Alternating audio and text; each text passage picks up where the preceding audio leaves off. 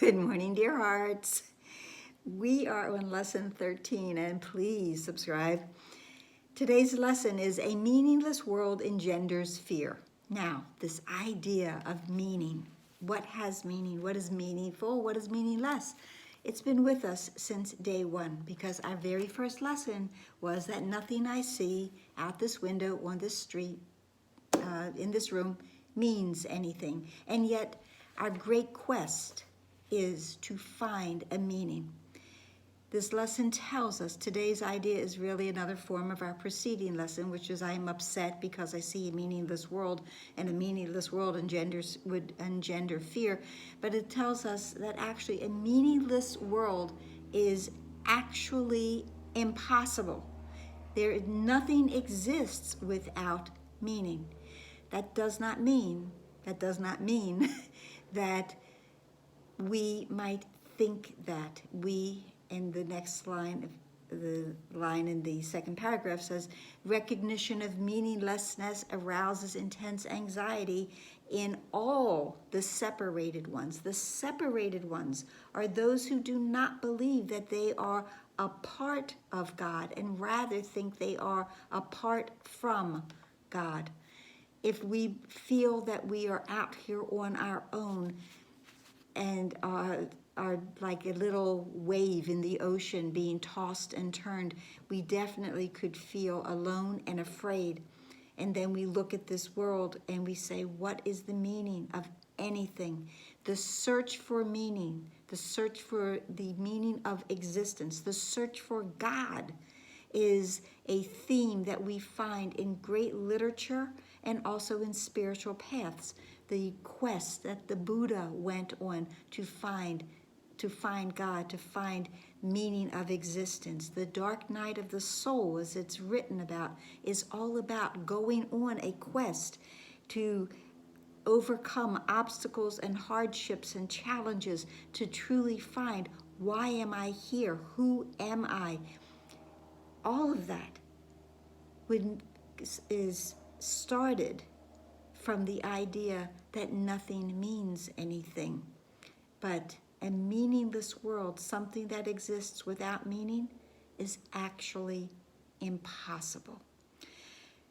This lesson goes on to then speak that if we're believing that something is meaningless, then what happens next is a rivalry, a situation where it is between God and the ego, a challenge. Who is going to write the meaning on this thing? Since everything must have a meaning, who's going to assign it? So now I have this struggle that's going on within me to assign a meaning. It would be, and it says it's frantic, the ego rushes in frantically to establish its own ideas there, fearful that the void may otherwise be used to demonstrate its own impotence and unreality. And on this alone, it is correct, because we will understand that anything that the ego gives us has no real meaning, no foundation. It is not changeless. And anything with meaning is changeless. Took a while to get there. The exercises for today. Start with your eyes closed 3 or 4 times. Open your eyes, look around the room, and slowly but surely say, I am looking at a meaningless world. Repeat that statement as you look around.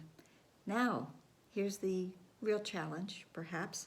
Close your eyes and conclude with, a meaningless world engenders fear because I think I am in competition with God. I think that I'm going to insult God. God is going to be angry with me if I assign this meaning. I'm in competition. This lesson brings up, this idea that so many are afraid of God. That's why they remain the separated ones, because there's this thought that God is vengeful, wrathful.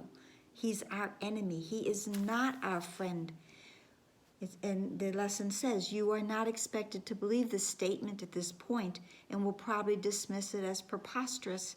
Note carefully, however, any signs of overt or covert fear which it may arouse. This idea that I'm saying I'm in competition with God. The covert, the little things, the little thoughts that sneak in to make me think again, to stay in this idea that God is angry with me. God is not fond of me. I am not his beloved child. That is not true. Last year when I did this lesson, I said, we will come to learn that God likes you. He really, really likes you. And that's true.